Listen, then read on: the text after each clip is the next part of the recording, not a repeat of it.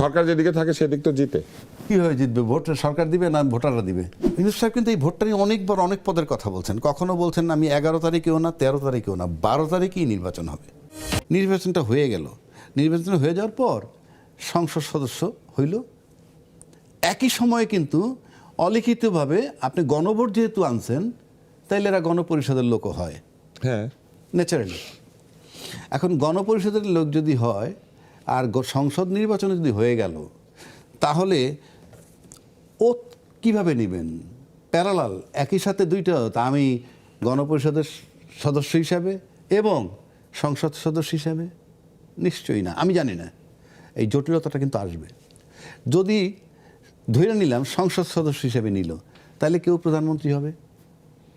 হ্যাঁ, তা তো হবেই।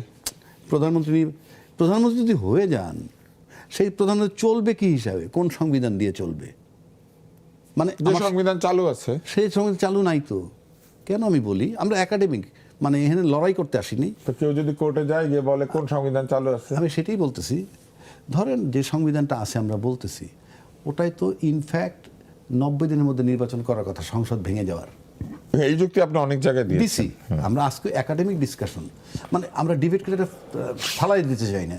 তারপরে না হইলে সংবিধানের অনেক আইনকে লঙ্ঘন করা হয়েছে, আবার অনেক জায়গাতে সংবিধানের আইনকে ব্যবহার করা হয়েছে। সেটাই বলতেছি না, যেটা ব্যবহার হয় সেটা হলো কি, যে পার্টটা সচল সেটা তো আপনি করতেই পারেন, কিন্তু যে পার্টটা অচল, এই যে 90 দিন অচল তো তারা ইচ্ছাকৃতভাবে করেছে, অচল ছিল না। না, যেই করুক, তো আইন দিয়ে অচল করে না, অচল তো হয়ে গেছে। অচল যখন হয়ে গেছে, তখন আমার কাছে ব্যক্তিগতভাবে যেটা মনে হয়, এইটা একটা জটিলতা হবে।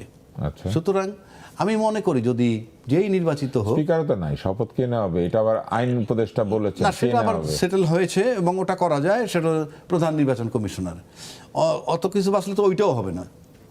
তো আমার কাছে যেটা ব্যক্তিগতভাবে মনে হয়, যে যদি আমরা এটাকে টিকাইতে চাই, নির্বাচনটাকে সুন্দরভাবে, তাইলে 180 দিনের চিন্তা না করে খুব দ্রুত গণপরিষদের সদস্য হিসেবে বা সংবিধান সংস্কার পরিষদের হিসাবে কইরা, আমার কাছে মনে হয় ওটাকে করে তারপরে সংসদে ঢুকে গেলে হয়। তা নাহলে আপনি 180 দিন যে চলবে, এই 180 দিন তাহলে উচ্চকক্ষ থাকবে না, নিম্নকক্ষ থাকবে না, মানে বিষয়টা কেমন একটা জটিল।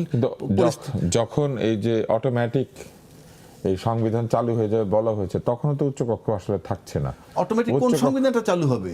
আমার প্রশ্ন তো ওইখানে। ওই যে জুলাই সনদ, যেটা কি যুক্ত হয়ে যাবে আগের সংবিধানের সঙ্গে নিজে নিজে হেঁটে হেঁটে পাপা। না, জুলাই ঘোষণাপত্র, যেটা গণভোটটা যদি হা হয়ে যায়, তাহলে এটা তো হবেই। সরকার যে দলে থাকে সে দল তো জিতে। বলতে পারি না রে ভাই, আমি আই এম নট এক্সপেরিয়েন্সড। মানে বাংলার ইতিহাসে সরকার কাউকে পক্ষ নিয়েছে আর সে জিতে না, এটা হয় না, গণভোটটা তো সরকারের না। ইনফ্যাক্ট সরকার তো প্রচার করেছে, প্রচার করবে। আমার বিবেচনায় তার এটা, কারণ যেহেতু সরকার তো হ্যাঁ পক্ষে, তাহলে হ্যাঁ তো জিতবে। হ্যাঁ, যদি কেন আমি বলি সরকার হ্যাঁ পক্ষে কেন? যেনই হোক, সরকার যেদিকে থাকে সেদিক তো জিতে। কিভাবে জিতবে? ভোট সরকার দিবে না ভোটাররা দিবে? ও, আপনার ধারণা এই সরকার ওরকম না, শুধু দিতে বলেছে? বলছি না, আচ্ছা, আমি এটা বলছি না। কারণ আমার কাছে মনে হয় কি, এই সরকারকে আমরা শুরু থেকে দেখছি সে যে ভালো কোঅপারেশন পাইছে, মানে তুষারের বা রাজ্জাকির, আমি বলছি তুষার হইল পলিটিশিয়ান, আমি হইলাম প্রশাসন, আমাদের দুইজনের সহযোগিতা উনি এই গত 17 মাস যাবৎ প্রপারলি পাইছে কিনা উনি কি চাইছিল? আমার সন্দেহ। উনি কি চেয়েছেন? তা উনি চেয়েছেন কবে? আজকে নির্বাচনের দিন কিন্তু আমরা দেখছি প্রশাসন খুব ভালো কাজ করেছে, এবং প্রশাসন ভালো কাজ করেছে বলে বোধহয় নির্বাচনটাও, মানে ফলাফল যাই হোক নির্বাচনের, কিন্তু নির্বাচনে যেই 3 দিন আগে আমরা আলোচনা করছি, সকালে আপনার সাথে আমার আলোচনা হলো আরেক জায়গায়, 3 দিন আগে বলছি ভোট হবে তো, ভোট হবে তো। আমি কিন্তু ভোট হবে বলেছি। না, ঠিক আছে, কিন্তু এই আশঙ্কাটা ছিল, এই প্রশ্ন তো করতো, কিন্তু সেখান থেকে আমরা উদ্ধার পাইছি। ইউনূস সাহেব কিন্তু এই ভোটটা নিয়ে অনেকবার অনেক পদের কথা বলছেন। কখনো বলছেন আমি 11 তারিখেও না, 13 তারিখেও না, 12 তারিখেই নির্বাচন হবে।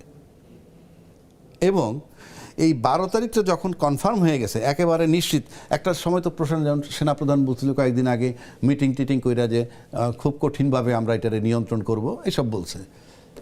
তো আমার কাছে মনে হয় যখন চূড়ান্ত হয়েছে যে ইউনূস সাহেব চলে যাবে, যেহেতু ইউনূস সাহেব চলে যাবে, এবং এইটা আমি আরও একটু রিপিট, চলে যাবে কোথায়, চলে যাবেন উনি সেটা পরের। ইউনূস সাহেব কিন্তু বলছিল একটা কি, সর্বশ্রেষ্ঠ নির্বাচন উপহার দিবে। আমি কিন্তু টিভিতে বলছিলাম উনি সবচেয়ে নিকৃষ্ট নির্বাচন দিবেন, এটা আমি বলছিলাম। কেন বলছিলাম প্রশাসনের করুণ দশা দেখে, অর্থাৎ প্রশাসনের সাথে তার যে সমন্বয় নাই সেটা দেখে তার আলোকে আমি বলছি। কিন্তু আজকে আমার কাছে মনে হয় যে না, ইউনূস সাহেব দূরদর্শী, অর্থাৎ আমার কথা আমি ওনাকে চিনতে পারি নাই, আমি আমার কথা বলছি, চিনতে পারিনি এই কারণে যে উনি কোন অ্যাঙ্গেলে কী হিসাব করে বলছেন।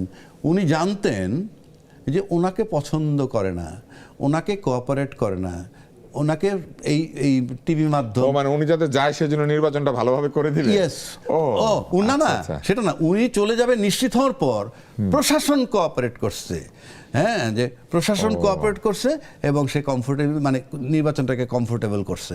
তা না হইলে এই প্রশাসন যে অবস্থায় আমরা আলোচনা করছি তাতে নির্বাচনটাকে এত স্মুথলি শেষ করতে পারলে বাকি 17 মাস তো আরও স্মুথলি হইতে পারতো।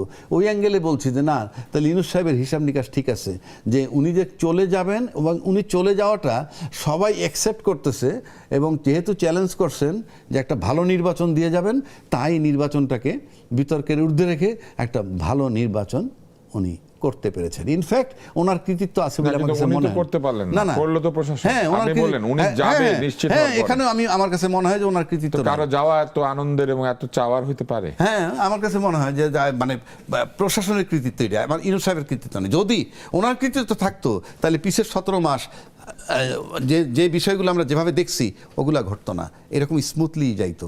কেন করে নাই ভাবছে প্রশাসন, যদি স্মুথলি তারা রাখি, সে যদি সময় মতো না যায় তাই ডিস্টারবেন্সে রাখি, আমার ধারণা বলছি।